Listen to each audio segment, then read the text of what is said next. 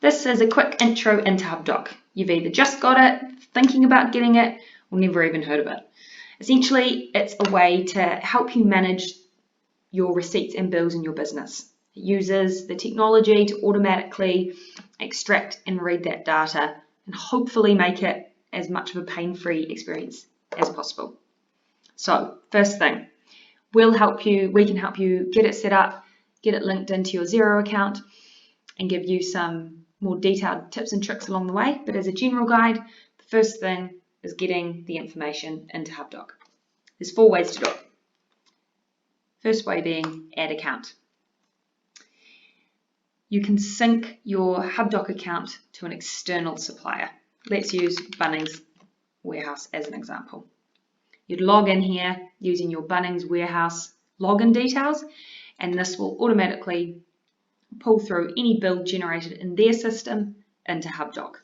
Not every single supplier has this. It's an evolving thing, and we can give you some pointers and bigger names that people do find helpful. The second way is email.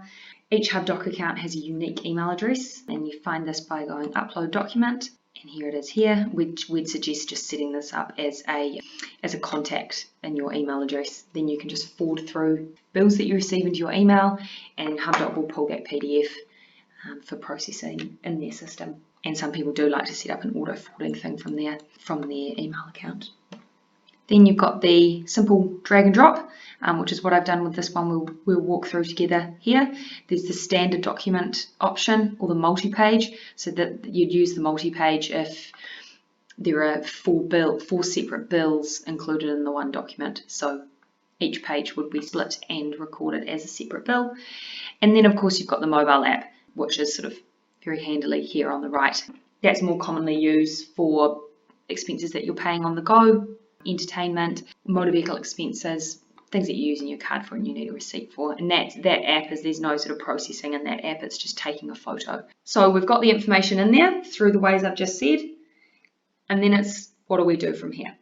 Firstly, as soon as it's in here and it's read by the system, Hubdoc automatically files it away into suppliers. That happens without you doing anything.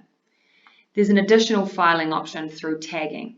So you might want to categorize your bills and receipts to employee or site or job number, name, shop or cafe site, anything you want. That's a personal preference. That's where you do this, and that'll create a folder down here. Processing it. Using this demo as an example, jump into Edit Document. Document type. You'll mainly be using an invoice or receipt. Those will be the main things jumping through here. If you're sent through a statement, we don't want those pushed through into Xero, so you can archive those instead. A supplier is the contact that is read from here and is the contact in Hubdoc. The invoice number, date, due date, that has all been read from the bill, so no data entry there. Under the amount section, currency will always be New Zealand dollars unless you have a multi-currency Xero account set up. All of this has been read and pulled from the bill. I have not done any of this. Again, just removing that need for data entry, which is mindless and boring. It also removes that room for error. Paid and unpaid, it doesn't change how this bill or receipt will be processed, but it does just tag it as being paid for your reference in Hubdoc. Then configuring it and managing it in Xero. This first thing becomes really powerful, this auto sync. So if you've got a supplier that you're happy to be approved and pushed through into Xero as soon as it hits Hubdoc, you can click this auto sync here. This would really only be appropriate if you've got a supplier and you always know that it gets reconciled to the motor vehicle expense account, for example, Z Energy. If you're needing to tweak things, categorize it to specific accounts or track it to different accounts, that's when you wouldn't want that auto sync turned on, but it is a powerful tool. We move down the list, publish as a purchase. This will create a bill in Xero. The status is the status of the bill that will be created in Xero. Draft and awaiting approval, we really only suggest using that if you've got a bookkeeper or an admin support that's processing this side of it for you, and you're wanting the extra step of approval and high-level check over before processing it for payment.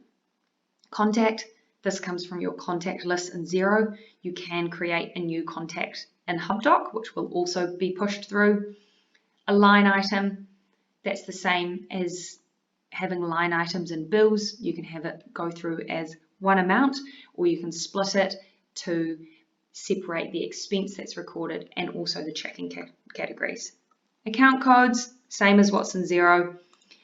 These are all tracking categories that we use, so they automatically come up here. Description, if you want to add a little note about what it is and what it relates to. Publish, and that will push through into Xero.